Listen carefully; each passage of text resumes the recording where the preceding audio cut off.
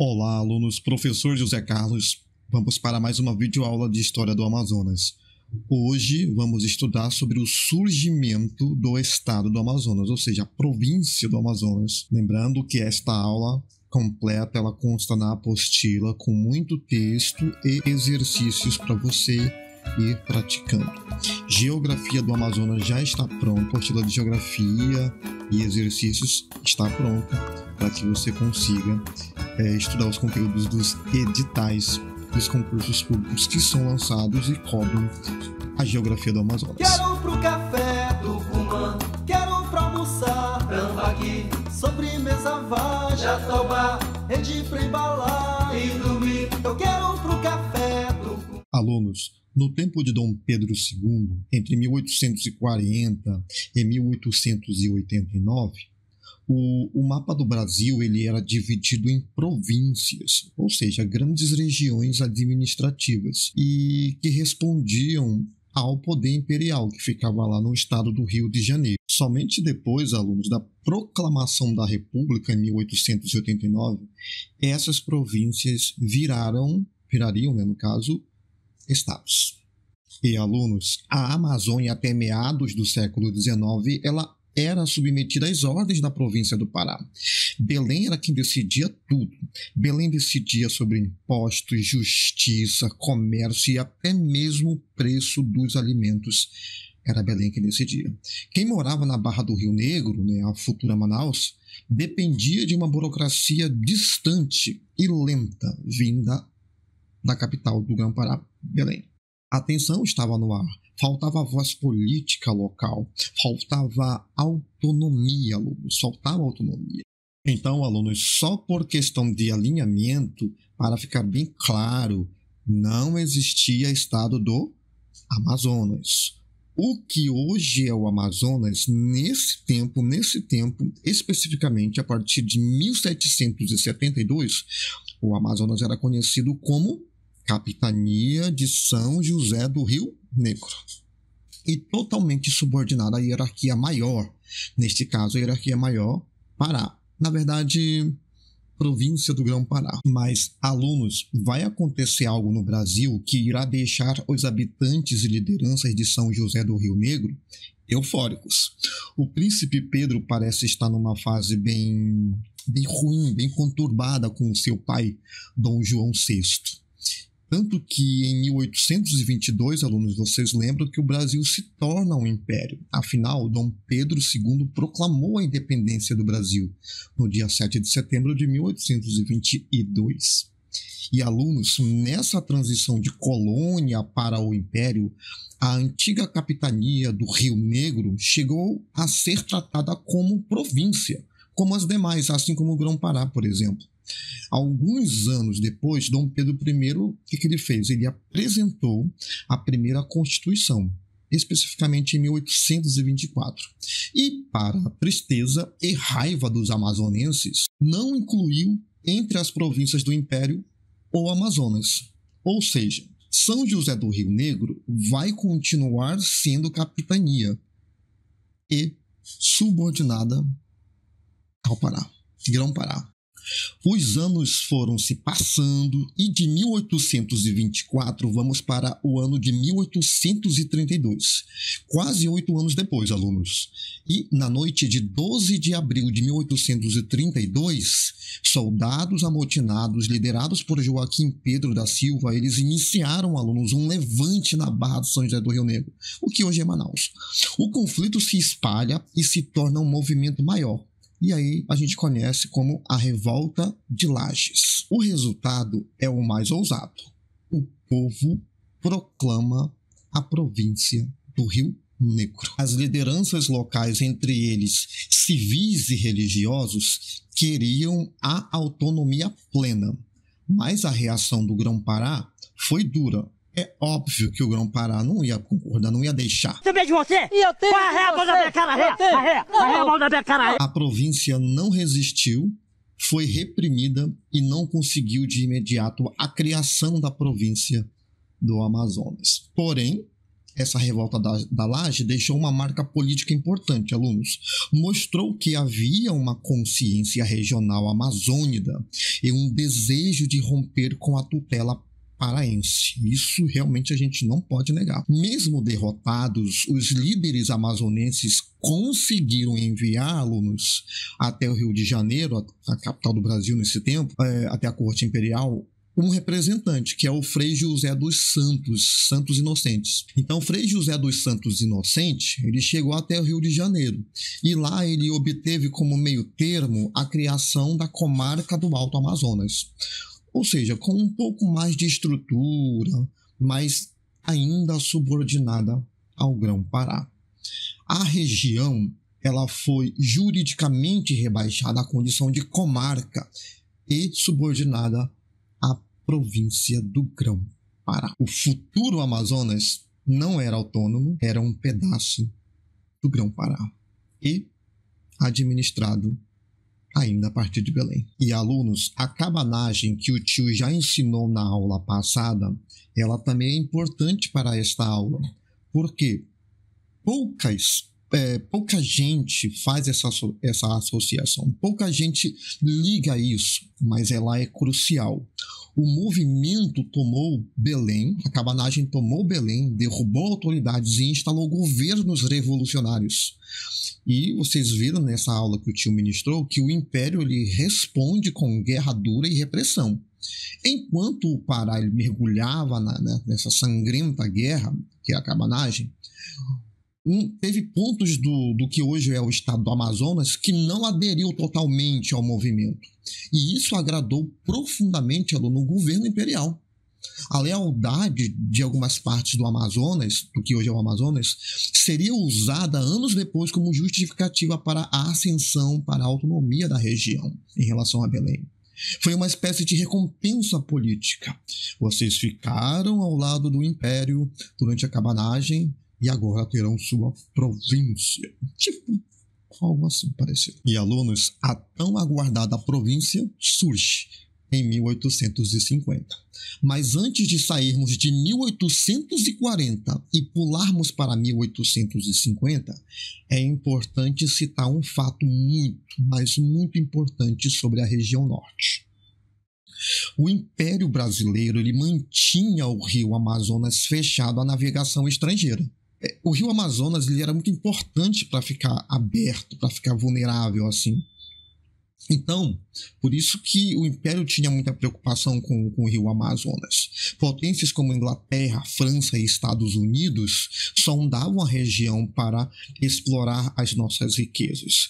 Explorar o ouro, explorar a borracha, plantas e sementes nativas. E, óbvio, né? Potenciais rotas comerciais internas que seriam importantes e que precisariam ser descobertas. Manter o rio fechado era proteger o patrimônio natural. Mas havia um problema, alunos. O mundo estava mudando rápido. E aí, alunos, surge algo interessante. Em 1839, Charles Goodyear descobre a vulcanização, que consiste, alunos, em pegar o látex e transformar em borracha elástica. A Revolução Industrial devora essa matéria-prima e o único lugar do mundo capaz de oferecer o látex de qualidade com abundância era a região da Amazônia. Logo, alunos, isso coloca a região no centro das atenções internacionais. Agora sim, sabendo desse detalhe importante, alunos, vamos ao ano de 1850. João Batista de Figueiredo Terreiro Aranha era um político de projeção no Grão-Pará, profundo conhecedor da região e defensor incansável da navegação a vapor, principalmente na navegação a vapor nos rios da Amazônia, no rio Amazonas, nos seus afluentes.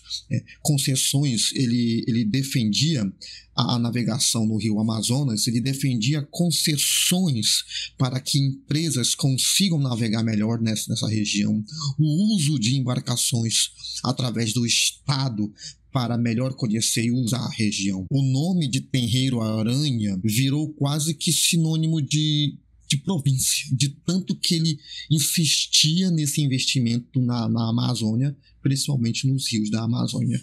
E alunos, ele é do Pará, ele é da elite, ele tem interesse, ele quer dinheiro, ele quer ganhar o din-din dele. Então ele não é besta, ele vai lutar para isso, para a região ser independente e ele agarrar aí algum cascalhozinho a mais. A mentalidade, alunos, era: sem navios não há povoamento, sem povoamento não há província funcional. Tenreiro Aranha foi o homem que convenceu o Império de que o Amazonas já era grande demais para ser apenas comarca. Ele escreveu diversos relatórios na época, e esses relatórios escritos por Tenreiro Aranha e por outros políticos paraenses também, eles estavam alinhados com essa ideia do Tenreiro Aranha. E eles argumentavam muito. O Grão-Pará não administrava bem o Alto Amazonas, que era a região aqui mais afastada do Grão-Pará. A região estava vulnerável a interesses estrangeiros. A abertura do rio, quando ocorresse, ela iria demandar, exigir uma autoridade local lá no Alto Amazonas, uma autoridade autônoma.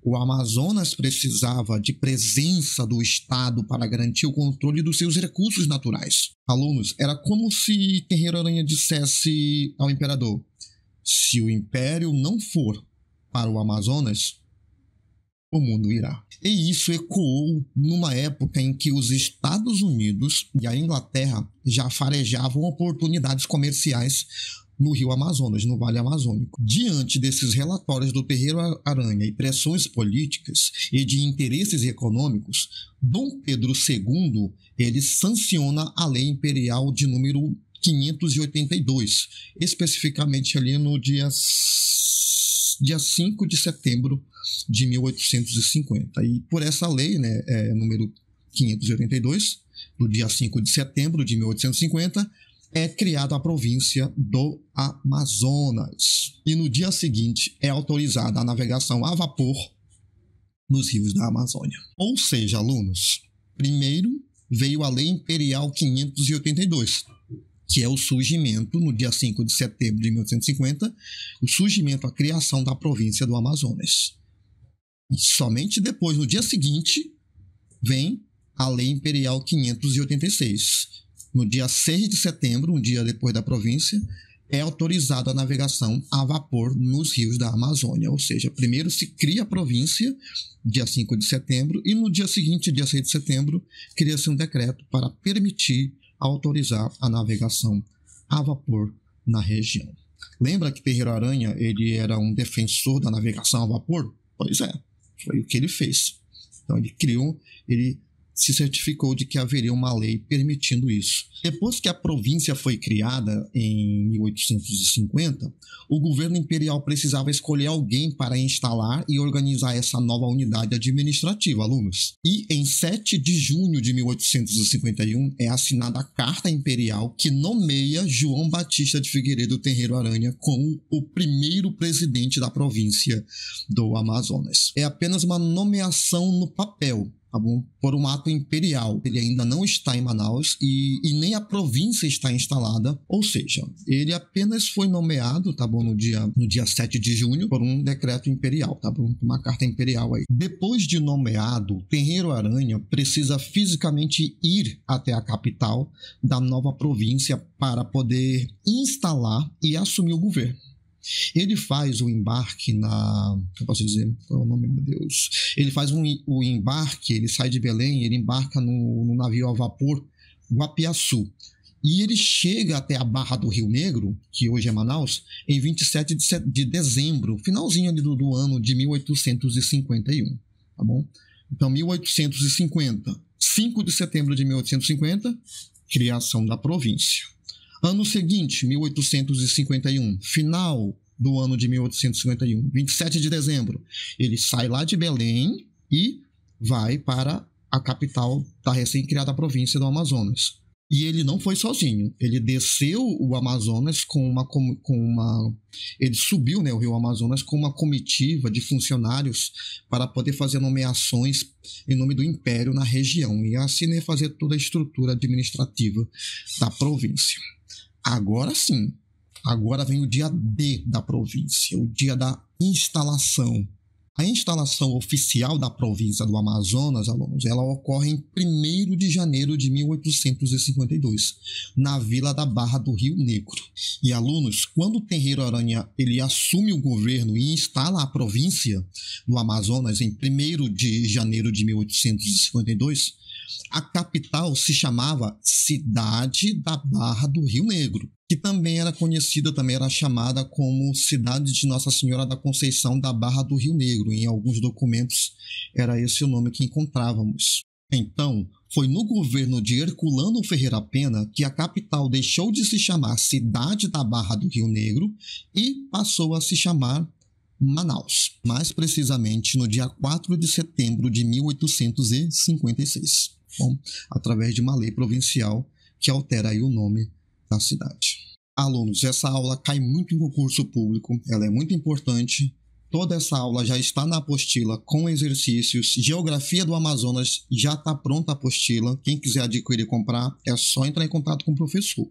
Os concursos estão sendo lançados. Cai História e Geografia do Amazonas. Quanto mais você ler e resolver questões, muito melhor para você, tá bom? Então, muito obrigado e até a próxima videoaula. Rompeu-se o silêncio da boca fechada, a luz apagada bem longe brilhou. É preciso pé firme no chão dessa estrada, é preciso avivar o que o tempo apagou.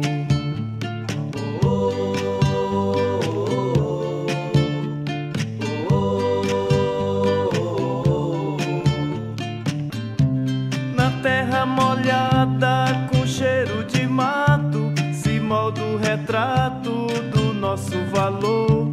Se canta a certeza da volta da ave e o canto nativo pra longe levou.